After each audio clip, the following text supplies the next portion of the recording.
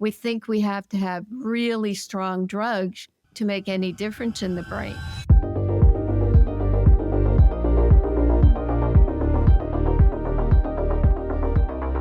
Dr. Carolyn Dean, welcome back to the podcast. You are now a three-peat guest. I think you're tied for number one, so it's an honor to have you back here with me today. Oh, thank you, Nick. Yes, I've followed you all over the world, it turned out. For people who don't have any context, you, as I call it, are the queen of magnesium, but not just magnesium. You popularize magnesium, but also other minerals and foundational nutrients.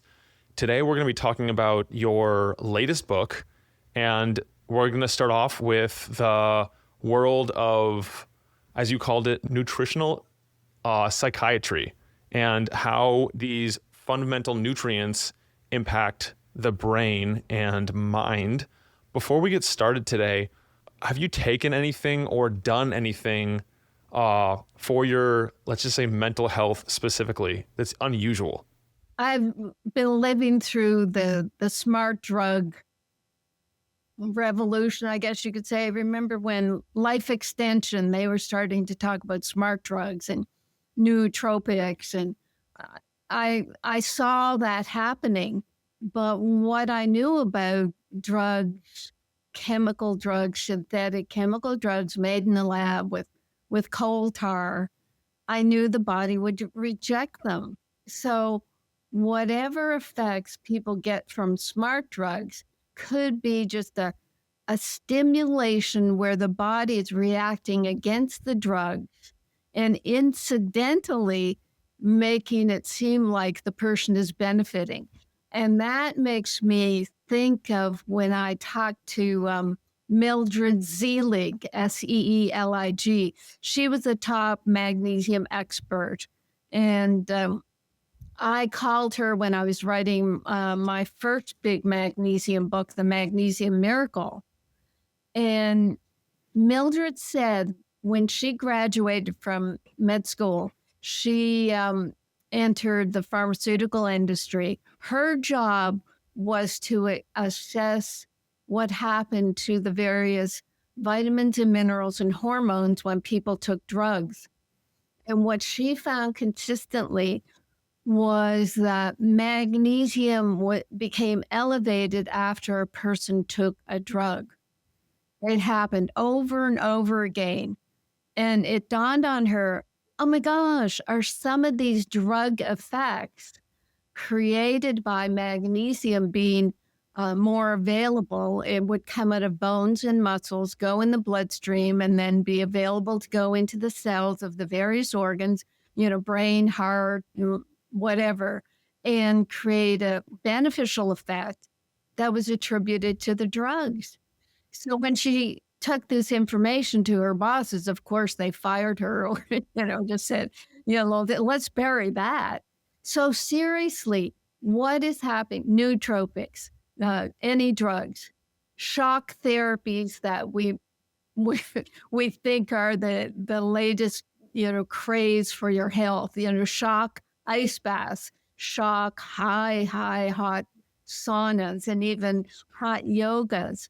What are they doing to the body? I mean, to my body would be like, you're trying to kill me. And all the hormones, growth hormone would be elevated. All the indicators that are measured by these folks who are doing these shock therapies make them think that these therapies are helping. But what's happening, yes, you get this reaction, but when you produce more adrenaline or growth hormone or whatever is being produced, you need the building blocks to replace those hormones. So you are actually depleting your body over time. Even just basic sauna therapies. I mean, how many patients and now customers have I heard from who'll say, I was doing all this sauna therapy to detox myself and I feel worse than ever because they're sweating out their minerals. So there's the answer to your I don't use anything other than manipulating the amount of magnesium I take and vitamin C, omega-3 fatty acids, vitamin D, potassium.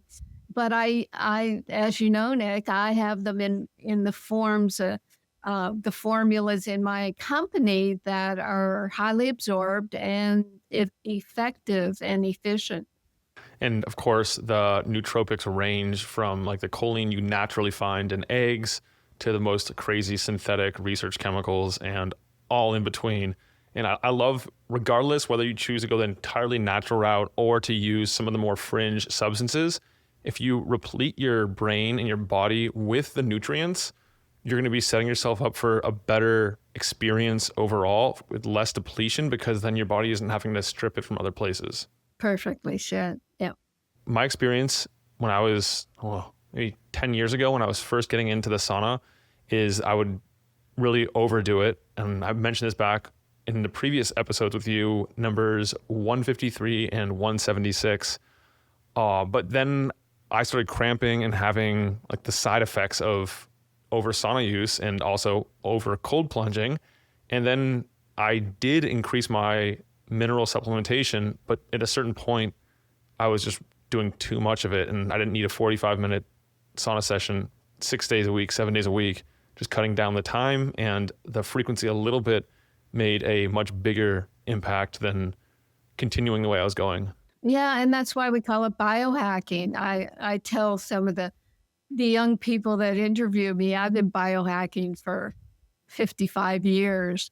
And that's what we do. We experiment on ourselves, but sometimes we just drag it out too long until we suffer the side effects. So I'm telling people, look, I've biohacked for long enough. I know the answers. So let me just tell you what to do. Yeah. And the language reframe that I prefer is actually not biohacking, but it's bioharmonizing, because that is a much more holistic solution that works over the long term instead of eventually running into the inevitable side effects and consequences of thinking we know better than our own biology, manipulating something and realizing it has all kinds of downstream consequences. Well, let's dig into your book. You wrote the Complete Guide to Mental Health, and it's a page turner, a lot of cool, interesting topics. And I think the place to start is with the first thing that caught my eye and was surprising to me. It runs completely perpendicular to what I learned in biology textbooks, and that is that there's not just one mitochondria per cell, but in neurons, how many mitochondria are there? And for people who don't know, what are mitochondria? Okay, so mitochondria are the energy machine of the cells. They make your ATP, adenosine triphosphate. They make it by starting with something called pyruvate that comes from another cycle called the glycolysis cycle. You dump glucose into the glycolysis cycle. Magnesium works on that cycle in 8 different steps. It pumps out pyruvate. Pyruvate then runs through the Krebs cycle step by step with magnesium at several steps, including the end step where the ATP seems to be bound to the magnesium. Like the magnesium energy researchers talk about ATP-MG. You can't have that energy molecule without magnesium.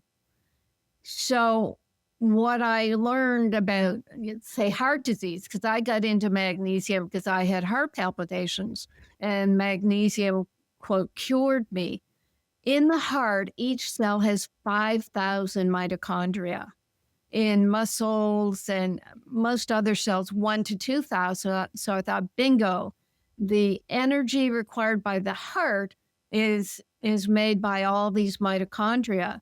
And then I was looking into everything I could about, well, how are our brain cells, called neurons, different from heart cells or muscle cells? I mean, what makes us think that the brain is so complex and makes us kind of so detached from it that we don't think we can fix the brain with nutrients? We think it's so complex we have to have drugs, or we have to have lifelong psychiatry intervention. So I asked the question, how many mitochondria in a brain neuron? And there are 2 million. 2 million mitochondria in one neuron. And these neurons, they're not that big. So it kind of blew my mind, because that meant that the brain neurons, the brain itself has to have a lot of magnesium to make the energy that the mitochondria are placed there for. It also made me realize, Nick, how we talk about the brain uses 20% of the glucose in the body. It's like, that's a shocker. So the brain is so busy, it needs all that glucose. So all that glucose is going into the glycolysis cycle to dump into the Krebs cycle to make the energy. So it proves that the mitochondria are busy, busy, busy making energy, because the brain needs a lot of glucose. So if all that is happening, and I'm saying that magnesium plays a huge role in both cycles, and if we as a population, 80% of us are deficient in magnesium, and if we look at the level of mental health problems and the stress that we're under, of course, and the fact that nobody's looking at nutrients, we've got a real gap here. And something that could be very helpful would be using magnesium for our brain. I mean, what do you think about that? You've looked at the book. Your brain was probably blown as well. Yeah, I recognized already that magnesium is crucial for a lot of things. We'll also touch on other cofactors that are involved throughout the body that magnesium influences for different processes and everything. I didn't realize that there were 2 million mitochondria. I knew that mitochondria are intimately involved in the energy generation process, but that just brings a whole nother level of awareness and importance of actually making sure that levels in the brain, as well as the whole body, but especially the brain, are adequate, if not more than that. And there's no good way of measuring to see if we have insufficient magnesium in the brain specifically, is there? Yeah, except the research I've done. We've got a study 2020 out of Purdue on magnesium absorption. And if you used an ionized magnesium test, you find out how much of the bloodstream has ions of magnesium, which are the form of magnesium that will be absorbed into the cells, that will cross the blood-brain barrier and will get into the neuron. So it's all about the magnesium ions. And this test, the IMAG test, ionized magnesium test, it's only done in university research projects and in ICU, some emergency medicine. But what we found in our 2020 study was that we froze blood from our human subjects. And 2 years later, when we tested that blood for magnesium, same levels as 2 years prior. So we've proven that you can freeze the blood and send it to a lab that has these, the machines, the IMAG machines. So slowly but surely we'll get to the point where we do this testing and we'll start to prove that the importance of magnesium in chronic disease. Because yes, Nick, like you said, there's no test for magnesium. The serum magnesium test that is in the laboratories now, it is only measuring the amount of magnesium in the blood at 1%.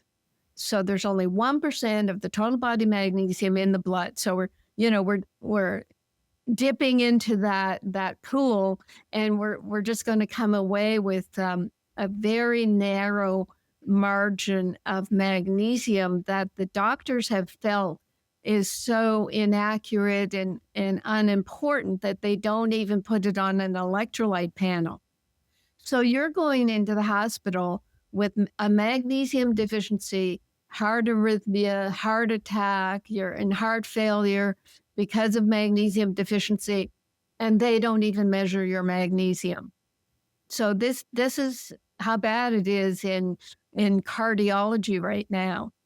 And in terms of brain, they don't even think of nutrients for the brain because as I said, we've complexified it so much that we think we have to have really strong drugs to make any difference in the brain.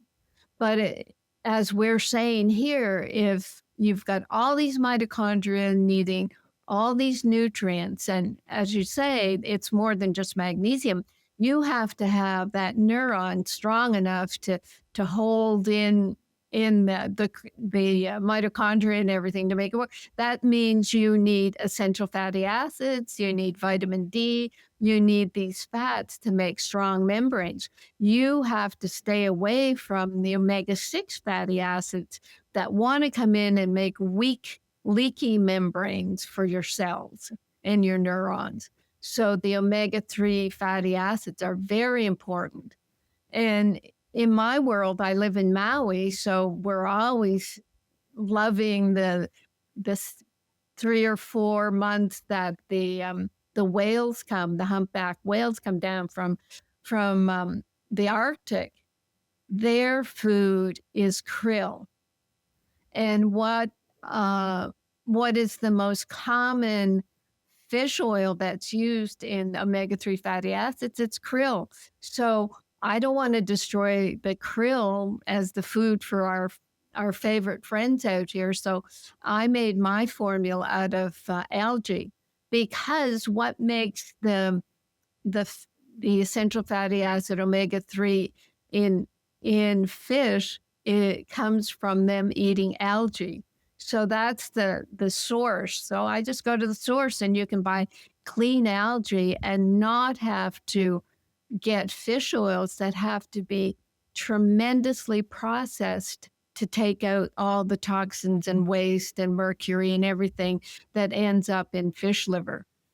Yeah, the omega-3 industry in general is so problematic. I've looked into that quite a bit about like all the steps that are required.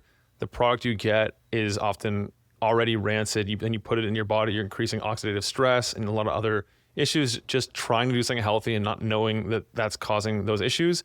And then some companies are like, our fish oil is cold processed, but then it shouldn't be exposed to any temperatures above 80 degrees. I'm like, well, I put it in my body and it's going to be 98.6, hopefully not too far below that. And what happens then? They're like, well, we hope that it lasts long enough and doesn't go rancid then. And I'm like, you guys are selling this. You should understand how to like buffer against those effects in some way so that I'm not going to be doing more harm than good. Because I don't know if you've seen like the whole paradigm of bioenergetic health and the membrane pacemaker of theory of aging and different things about like the saturation versus unsaturation content of membranes, cell membranes, and how if it gets too saturated, there's issues, too unsaturated, there's issues. But it's fascinating that even a nutrient like omega-3, especially when it's highly processed and already oxidized, can cause issues in some people. Right. Yeah, I think the burping that people feel with the omega-3 fish oils is probably because they're already rancid, like you say. I know flaxseed oil, people say, oh, well, I can get my omega-3s from that. You have to keep flaxseed oil in your freezer because it goes rancid so quickly. And in terms of the membranes, I guess I look at the membranes too as getting too calcified, because there's a whole calcification theory of aging where in our society we're eating more calcium-rich foods, we're taking more calcium supplements, we're getting more calcium-fortified foods than we are magnesium. And magnesium and calcium, they're kind of antagonistic. Magnesium will help solubilize calcium in soft tissues and actually direct the calcium into bones and teeth. So if you don't have enough magnesium and you're eating a lot of calcium, you're going to calcify. I mean, I have a friend I met here, and he's on, we do this morning walk, hundreds of us, I guess you'd say, down in front of the ocean. And it's the hotel boardwalk, and it's just beautiful. So I met this gentleman, and every year he's tipping more and more. You know, um, it's not like a kyphosis. So finally, I stopped him because I started doing public lectures here in Maui, the first time in 18 years. So I thought he's got to know about magnesium. So I gave him the brochure to come to my lecture. I think I gave him my book. I started handing out these books, Magnesium, the Missing Link to Total Health. And then the next time I passed by, he stopped me and he's like, he doesn't talk to anyone. He's like on a mission. I thought he was ex-military, but he was a DA in Los Angeles. But it turns out he walks on a timer. So if you stop him, he loses his time. So he stopped me and he told me that when he was young, he was in the rodeo circuit and he was told to take calcium pills to keep his bones strong. So up until the day he read my book, he was taking calcium pills. He stopped and then he got a hold of my magnesium. And I swear he's starting to straighten out. So this gentleman is the perfect experiment of someone who overdoes the calcium and his body just started calcifying. It's amazing.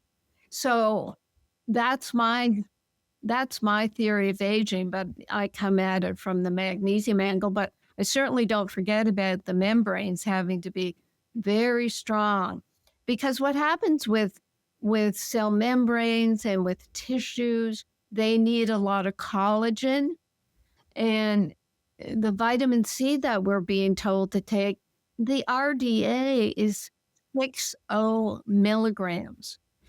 And if you follow the work of Linus Pauling, he was talking about 10,000 milligrams. And he wasn't just talking about minimizing colds and flus. He was working on heart disease. And his theory still is that if your collagen is weak, because vitamin C helps make collagen, it's pivotal in making collagen. If you have weak collagen in your arteries, especially at a bifurcation point, when a bigger artery becomes a little smaller capillaries or smaller arteries, that area at the bifurcation is subject to tension. And if you don't have strong collagen, you'll get a little tear. And that little tear is an emergency. And cholesterol's job is to put a Band-Aid on that tear. And that's good. Okay. And then we wait for the next, apple or orange or banana to get your vitamin C to heal it properly with the collagen. But what happens in a person who has a lot of calcium and not a lot of magnesium, that calcium will actually start building up on the cholesterol, and that's your plaque. I mean, that to me is like a beautiful story of how people get whatever atherosclerosis, hardening of the arteries, plaques that then, break off and cause brain stroke or break off and go into the coronary arteries. What do you think of that, Nick? I'm sure you've heard it before. Yeah, I find that very fascinating. And I actually just sent a newsletter about vitamin C because I did a deep dive into all the different roles it has. It's also crucial for the production of glutathione. It's great for the recharging of other antioxidants. I guess one of those would be glutathione and also vitamin E. And I had a previous podcast guest, Dr. Thomas Levy. He wrote a book called Curing the Incurable. If you guys want to deep dive on all the different things that doctors throughout history have used vitamin C for, it's fascinating. So there's a deep dive there, and it's so easy to get, and it's not a very expensive supplement. So I think it's smart and prudent to make sure your tissue levels of ascorbate stay topped off. Well, it's interesting. I had Tom and a few other vitamin C experts on my radio show a couple of years back during the COVID years to talk about the importance of vitamin C. So, and Tom, he's written a book on magnesium as well. So I said, okay, you're the perfect person to ask this. Which is the more important nutrient, magnesium or vitamin C? And he is huge on vitamin C, just huge. But he said, it really has to be magnesium because magnesium does more than vitamin C. But of course, they're both necessary. So I thought that was pretty cool. I cornered him. But magnesium, it's involved with 80% of known metabolic functions. It's head to toe. It's working on every muscle. And I probably said in the last talk we had that I think there's 640 muscles. So it's affecting all those muscles. It's working on all your nerves. There's 46 miles of nerves. So if you want an action in your nerves or your muscles, you have to have magnesium open the gateway for a little bit of calcium to go in and create the action. And then the gateway opens back up to pull it out. If you don't have magnesium to do that, apparently calcium will just start flooding into these cells, the nerve cells or the muscle cells, and create the spasming or the twitching or the pain, all the different nerve and muscle symptoms that we've heard about are related to a lack of magnesium and too much calcium. And that's pretty dramatic. That's amazing. Yeah, it is. And it's like the calcium is the excitotoxic one. It's the stimulating one if you have it in really high concentrations, and magnesium is like the chill one that like helps quiet things down in a beneficial way. Back to your previous example, when you mentioned the man who is calcifying, he's taking calcium supplements. I'm under the impression that for bone health, you also want to have magnesium. Yes. So what happened there in the whole osteoporosis bone world is because our society was taking so much calcium, uh, we started developing more osteoporosis because there's not enough magnesium. Magnesium is necessary for the soft tissue scaffolding of the bones. Magnesium and collagen together are magnesium helps with making the elastin. Vitamin C is making the collagen. So in bone research, because women were getting more osteoporosis, breaking bones and everything, and nobody could figure it out. It was because of our high calcium diet and lack of magnesium. They burned human bones to find out, well, what's it made of? What are the minerals that make this solid object? We have to know those minerals. So they burn bone, and it's mostly calcium. But what they didn't realize is they were burning off the soft tissue structure. They were burning off magnesium because magnesium is very volatile. I remember in high school chemistry, they gave us strips of magnesium, light a match or the Bunsen burner, put it up against a Bunsen burner, and it just, and magnesium is the wick or whatever in fireworks. So it's going to burn off. So they had this misinterpretation of their research that, well, bones are calcium, we better give people calcium. And then come to find out, Boland, B-O-L-L-A-N-D in New Zealand, he did at least a half a dozen studies that showed that women who just simply take calcium supplementation are at a higher risk for heart disease and kidney stones and heel spurs and gallstones, all the calcification side effects. So it began, sort of it instigated some positive research about magnesium and osteoporosis. And they would even say magnesium seems to be more important than calcium and vitamin D for strong bones and reducing fractures. Now, when you look at the drugs that are used for osteoporosis, Fosamax, for example, what it's doing is it's stopping bone from being broken down by something called osteoclasts. Osteoblasts make bone, baby bone, B for blast.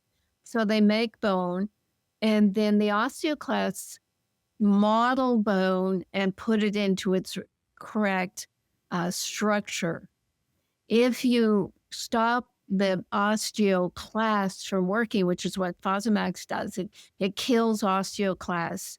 Bone is not modeled in structure properly. So the calcium and the other minerals just willy-nilly attach to the bone matrix and make it brittle.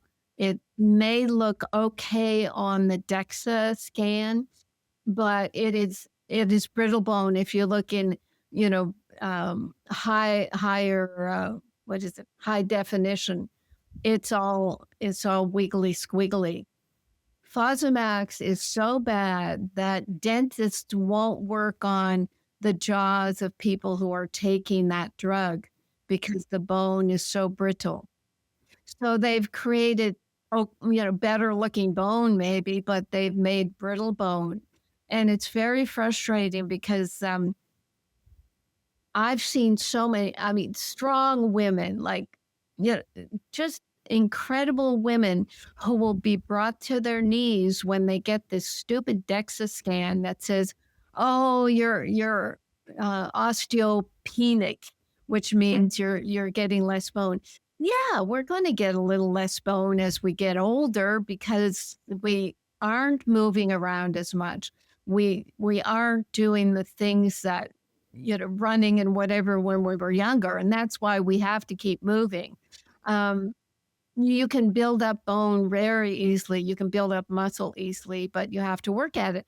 The astronauts that went into space in the beginning, Armstrong and whoever, they lost bone. They came back with osteoporosis because they didn't even have gravity pushing against their bones to create the tension necessary to, I guess, to form bone. So I don't know. I sort of went off into one of my dark holes there, but bring me back, Nick. What you were just saying makes me think of is there is an idea that's perpetuated that we can just look at something the way it comes out of the body, and based on that composition, we can introduce it back into the body and all will be well. You mentioned that in regards to the calcium content of bone once they burnt it off. But then also I look around, there's a certain electrolyte company that says, oh, we mimic the exact composition of the sweat leaving your body, and therefore this product should be intaken that way. There's also another essential amino acid company. They say, oh, this is the same composition of amino acids. But the actual scientists in the field doing the research say, no, you can't do that because the way the body intakes it, there's different rate limiting bottlenecks that are different than when it's excreted. So you can't just introduce the same thing and expect it to completely replete the stores. Yeah, it's about the process, not the end result. That makes me think of how thyroid hormones are made. I probably told you this after I worked on a picometer or stabilized ion of magnesium formula. I said I have to have multiple mineral. And come to find out that 9 of the minerals I chose were very important in making thyroid hormone. And what we've come to think about the thyroid is, you need a lot of iodine because T3 and T4, the T4 is 4 molecules of iodine. T3 is 3 molecules of iodine, pretty important. So people would say, oh, let's take a lot of iodine.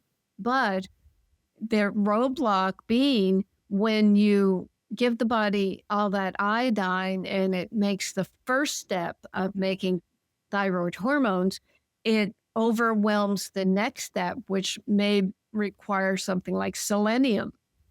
And if you don't have enough selenium, then you get a buildup of that prohormone, and that can cause problems. Or just it doesn't make your thyroid hormones, you become thyroid hormone deficient, and you're giving thyroid hormone replacement in which could be a synthetic instead of giving the next hormone in the chain, which could be boron or copper or magnesium, molybdenum, manganese. It just blew me away. And personally, and I've probably told you this before, after 6 weeks of testing on myself this new multiple mineral, I got off my 60 milligrams of Armour thyroid, and my fingers and toes were warm for the first time in, maybe 30 years. So, yes, the body, and we've already said this about so many topics. The body has a way of working with things that we don't even we have no conception of. We haven't studied it. We've gone into the minutia of things, which can be fascinating, but we don't know the big picture. There's nobody standing back and looking at the big picture. Sometimes we can put it together. I mean, you do it all the time. You get bite down on a topic and you just research it until, oh, that makes sense. But then the next topic, so, oh my gosh, that interacts there and there and there. Look at vitamin D. It requires magnesium in order to activate it.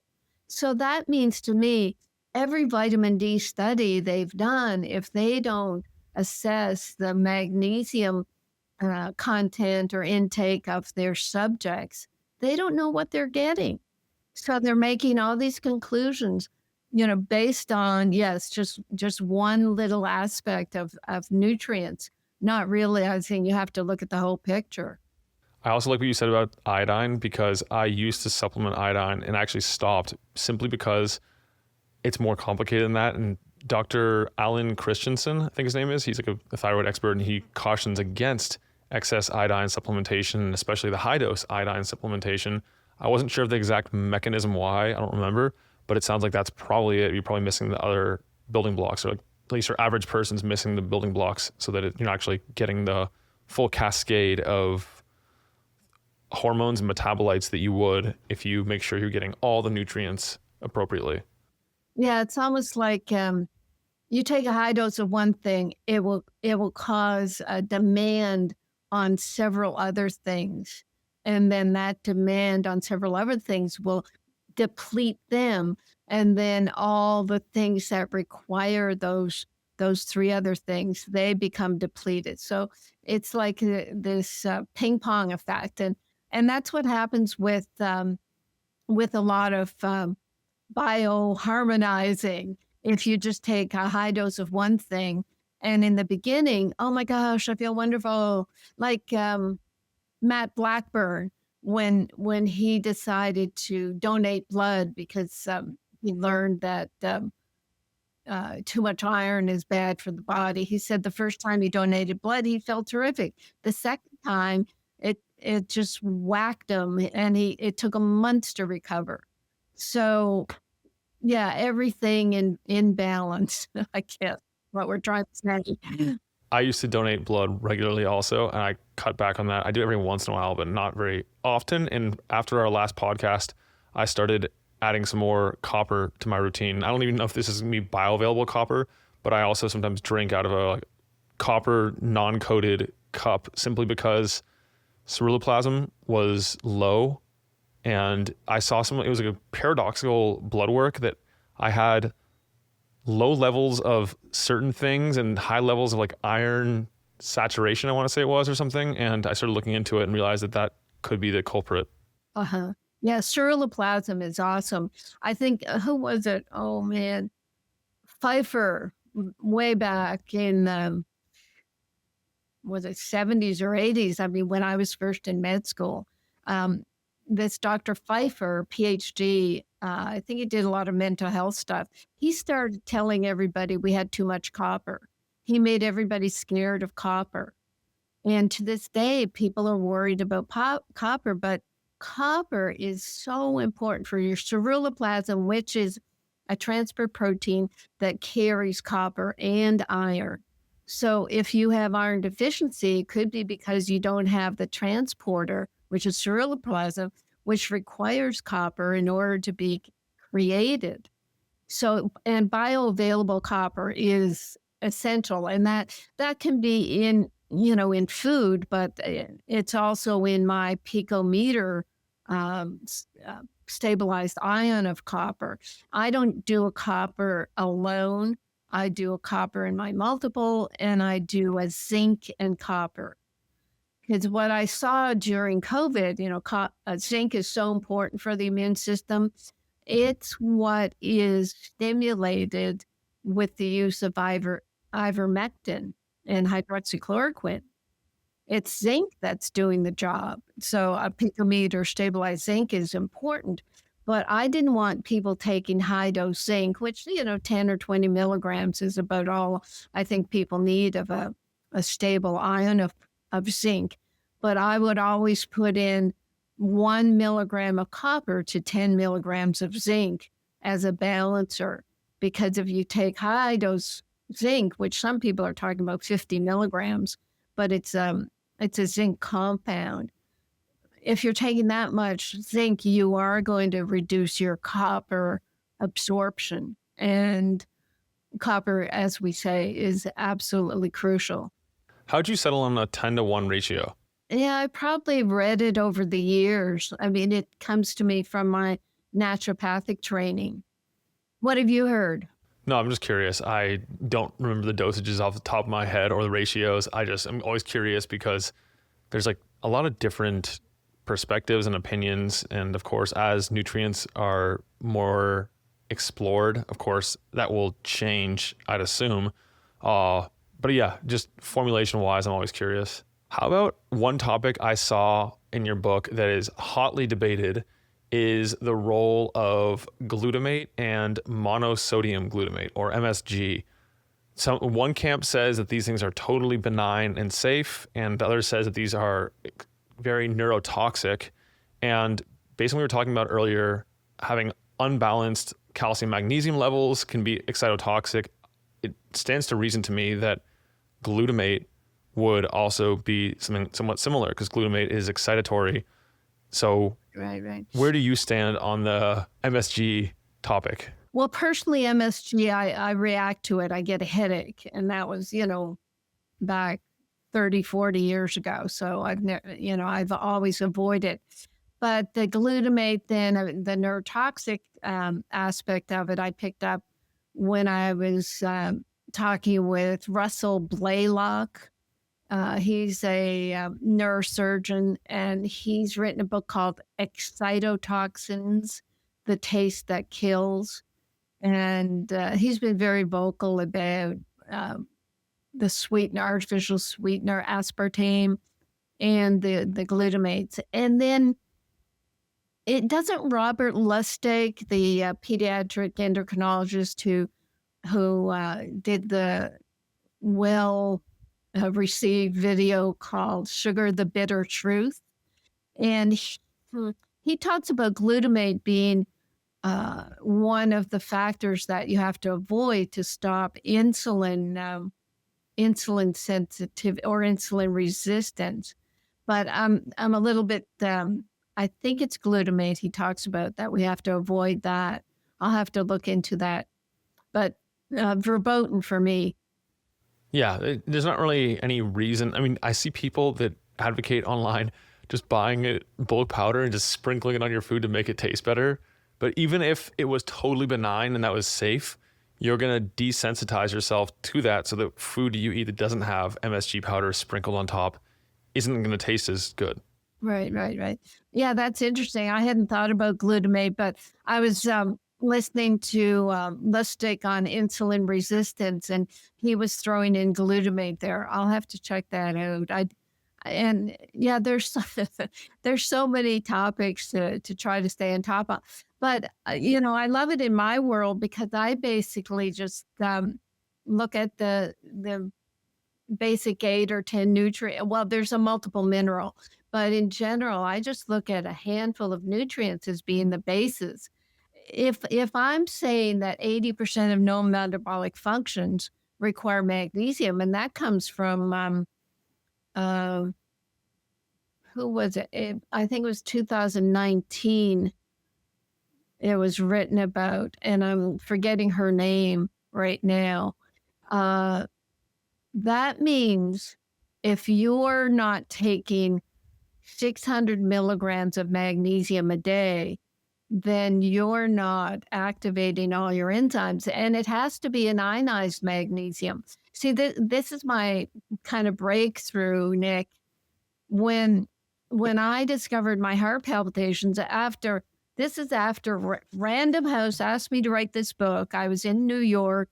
I was doing AIDS and chronic fatigue research. I was on the New York media. I was on The View until they started doing direct to consumer television advertising because they didn't want me on, putting down drugs. So I was doing all this research on magnesium, but it was so painful for me because when I found out, oh, my heart palpitations can be magnesium deficiency, and I tried to take more than 50 milligrams, I had an extreme laxative effect. So it took me 10 years of research to get a chemist who would make a non-laxative magnesium. And I realized from my own experiment, necessity is a mother of invention, that the people who are out there suffering what I've listed in this book as 68 different diseases that are passed over as magnesium deficiency, heart diseases and high blood pressure, inflammation, infections, anxiety, angina. They are treated as diseases, but they could be magnesium deficiency. So why don't we do magnesium first before we go to all the drugs that treat these diseases that cause more magnesium deficiency? That's my thesis. Let's get enough magnesium into a person, and then what's left over we can play with instead of, doing the symptom treatment of magnesium deficiency. It's amazing how many different things the magnesium does, and that list continues to grow with the years. There's one substance you could put in the water universally to impact human health. It should be magnesium. Very good. Yeah, good point. I love that. You also mentioned in your book that people who have bad reactions to caffeine, that could be a symptom of magnesium deficiency. Well, with caffeine, it's a diuretic.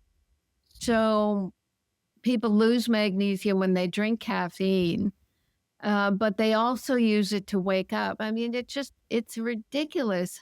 If I read any, just a novel just to distract myself from what I'm doing, everybody, oh, I can't wait for my coffee. Oh, I didn't, I haven't had my 2 cups of coffee. We are a population addicted to coffee as a way to keep us awake or wake us up. Whereas if you had magnesium, your body would be awake and alert. That's what I find. People who start getting their proper magnesium, they don't need the coffee, the stimulant anymore. They're not that keen on alcohol. They seem to be able to quit smoking, all the things that we use to sort of perk us up. But the caffeine, it just strikes me as such an addiction. And who was it? Pollock is his name. Shoot. Pollock wrote a book on, I don't know if it was on hallucinogens or drugs or whatever, but one of the chapters was on caffeine and how he decided to do a experiment, N equals 1, and he was the experiment. And he stopped caffeine for a couple of months, and he said how he perked up and this and that, and he thought it was amazing what caffeine had been doing to him. But then at the end of it, the 3 months, he said, yeah, but I like the taste, and I kind of like the high it gives me. So he went back on coffee.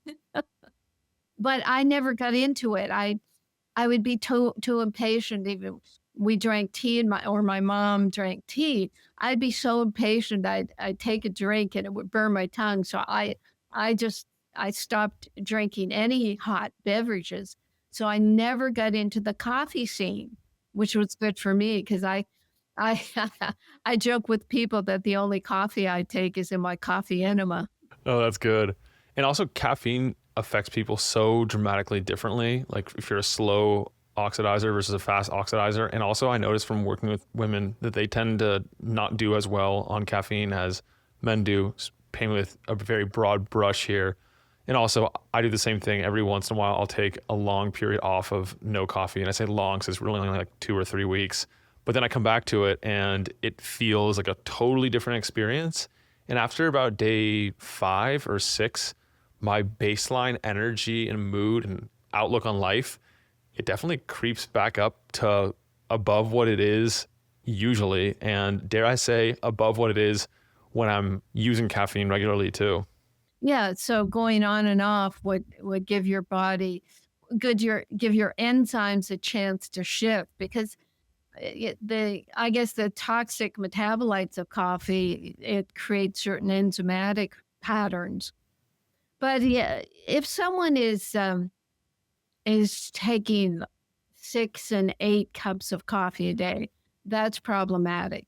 I mean, we come across customers who e- they'll eat junk, they'll drink coffee, they may or may not smoke, but they're not sleeping. Uh, They just collapse. I mean, that's like a total body meltdown. The ad- they're living on adrenaline. They're forcing themselves with always pumping adrenaline with caffeine.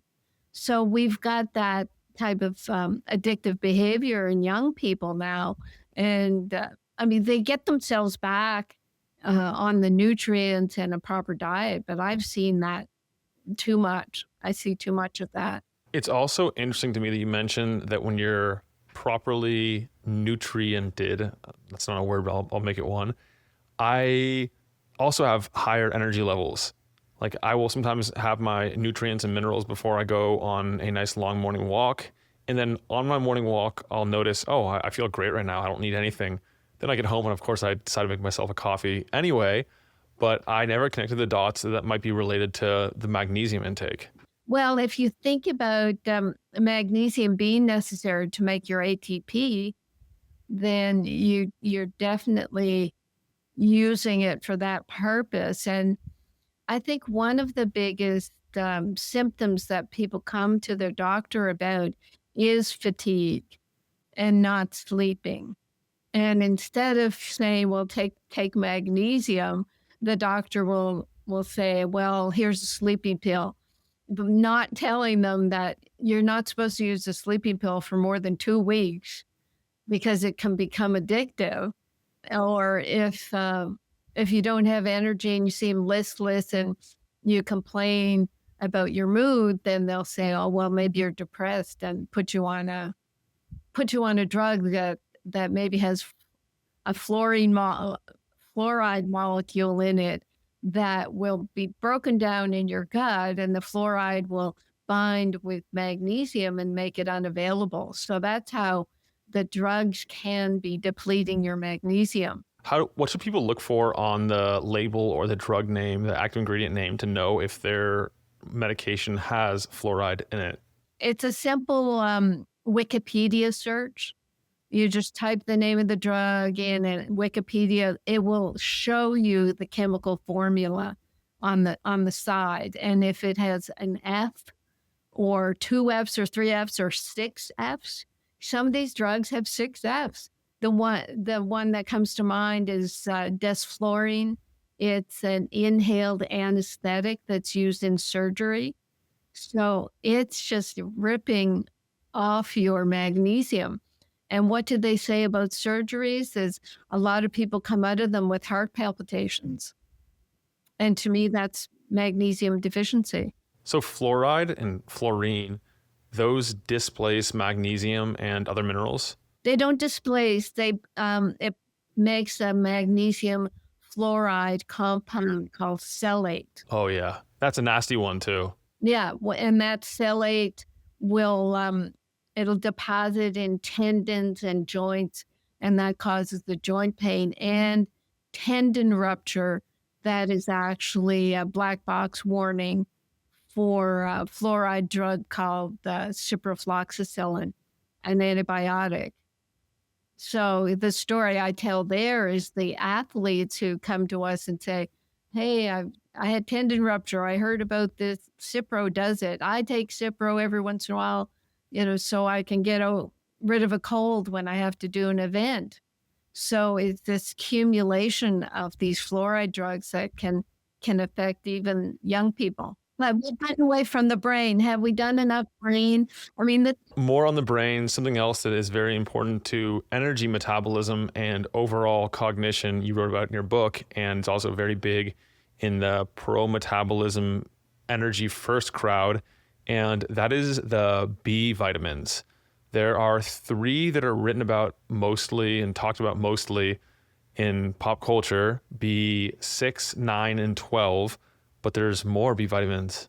yeah, and guess the 6, 9, and 12, and 9 is folate. 12 is they're the methyl Bs, and the thing about the methylation started to come to a head around the Genome Project when they found out, what is it, 30% of the population has the MTHFR gene variation.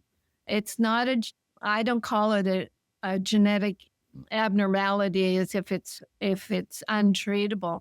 It's a gene variation where you can't methylate properly.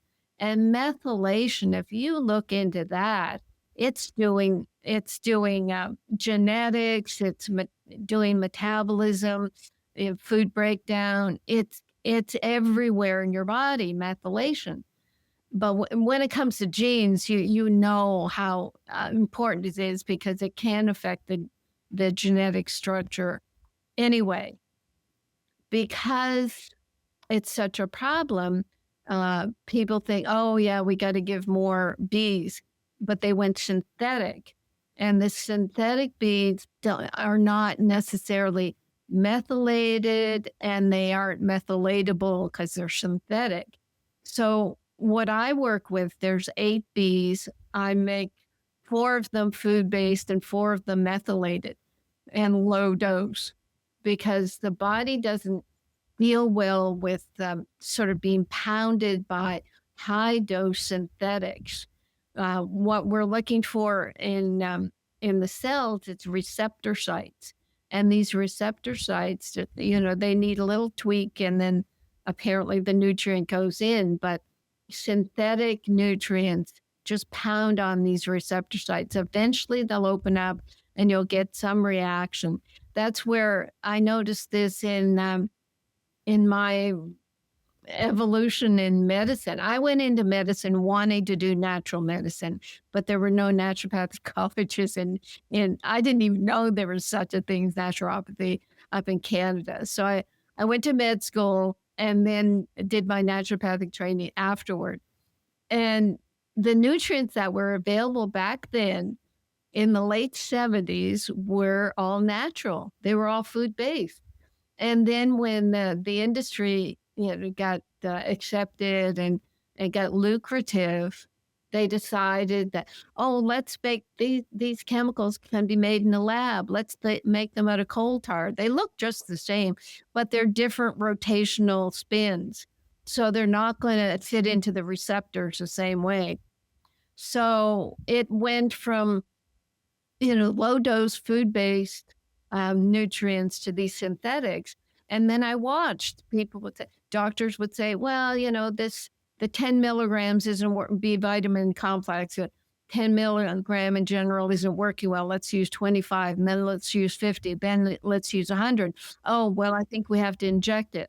So they were forcing the bees without realizing that they'd left the food-based bees back in the dark ages. So that's what I'm working with, and that's what I see working really well, and really importantly, because the B vitamins in the brain, they're With B12, I'll see like 8,000% of the RDA. And is that because they're really just trying to force it because the body's not accepting it? yep, that's it. And when you look at each of the bees, they all do a little bit the same, but they do so many different things. It's really hard to categorize them. You could write a whole book on the things that they found, and maybe another second volume on what they will find, because they are so important. For the nervous system, they they talk about high dose bees. Was it Abram Abram Hoffer and Linus Pauling? They introduced orthomolecular medicine, and orthomolecular means ortho, and it came to mean high dose uh, nutrients. Where is it meant balance? It's like you're saying about biobalancing, bioharmonizing. We wanted a balance, but it became high dose. But the B vitamins, when they're synthetic, if you ram them, they will have some effect. We hear about niacin therapy, for example, high dose niacin for the heart. But anyway, the bees are exceptionally important. But what do you know about them, Nick? What I find fascinating is that a lot of the nootropics that are B vitamin derivatives are B1 for some reason. And that's like the TTFDs, the sulbutamine, the benfotiamine. Like there's a bunch of different ones that are like synthetic nootropics that are B vitamin derivatives. And I'm not sure why it's just B1 specifically, not the others. Yeah, I mean, it's another thing to explore, but again, when they're synthetic, it's hard for me to accept that they're nutritionally balanced and going to play well with the others. They all have to integrate and work well together. Yeah, that's kind of the theme of our conversation today. What I liked also is that you mentioned that these impact the epigenetic methylation patterns in the brain too. So if someone's really curious about improving their biological age through an epigenetic test, perhaps making sure you have the right amount of B vitamins would be a good start. And the right amount and the right kind. They do have to be food based and methylated. They really do. Yeah, I'll see some forms that have unmethylated B6, and that if you get too high of a dose can cause neuropathy and like debilitating, very serious conditions. Yeah, good. Yeah, exactly. I don't think I told you this, but a while back after our last podcast, I looked up magnesium L-threonate and the research behind it because it's everywhere. Everyone's talking about how this is the only form of magnesium that crosses the blood-brain barrier, and it's the only one that impacts sleep and all those recovery markers. The research behind it is terrible. It's a very low quality. And in those papers, the researchers even mentioned that the only reason it had the effects it had is because of the concentration of magnesium itself. So it's not even the threonate part of it, which you also mentioned is a breakdown product of threonine of vitamin C.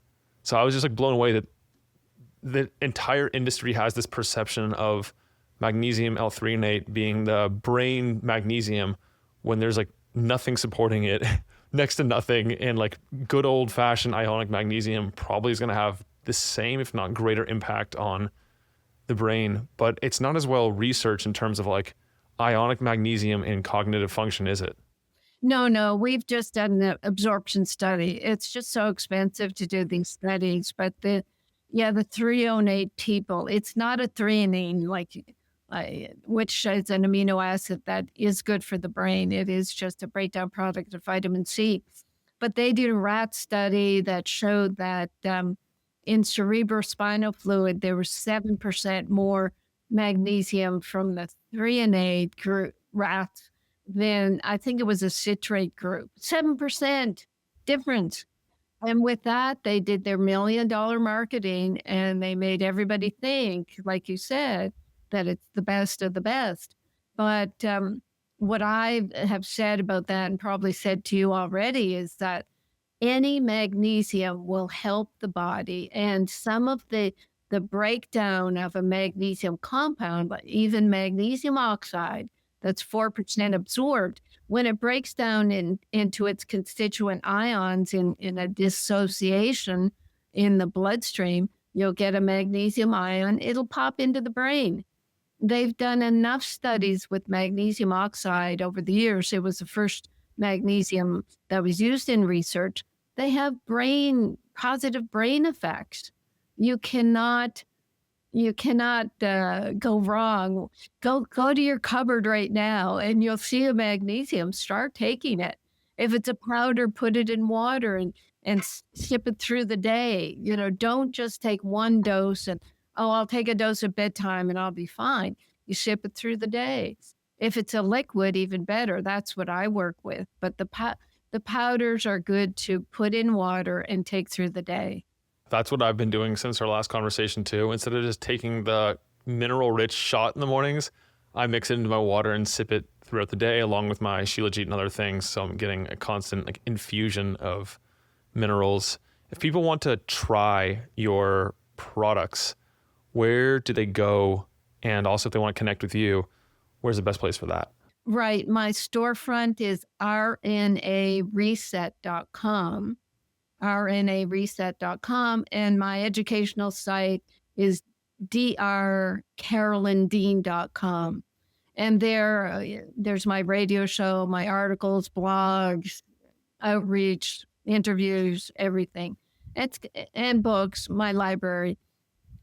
Yeah, it's quite important to get this information out there. I mean, we've talked offline about how in the COVID years, we all either got COVID or got the COVID jab, and both introduced something called spike protein in our bodies. And we have to take our nutrients to help the detoxification process, to make our membrane strong, to make our tissues strong. We all have to be aware of supporting our immune system and just realizing that we're the only ones that can take care of our own health, because doctors do not have a clue. Something I've been working with, Nick, actually, is a form of selenium. I knew about selenium from my AIDS work back in the 90s. So selenium was high in the areas of Africa that did not have AIDS. So we know it is very important. And to do a picometer size stabilized form of selenium is very, very advantageous, let me tell you. Can you add that into your multi-mineral product? Beautiful. Yeah, I use your Remag magnesium and your Remite minerals every single day. I want to put this out there that I'd like it if you would create a bulk size that's twice as large as the current sizes, because I go through them very quickly. Yeah, we have a 16 ouncer. Yeah, I want the 32 ouncer though. Oh, I see. All right. I make up 10 days worth. I put it in one of the 16 ounce bottles. I make up, all my different picometer minerals. I'm taking 3 tablespoons of all my minerals a day.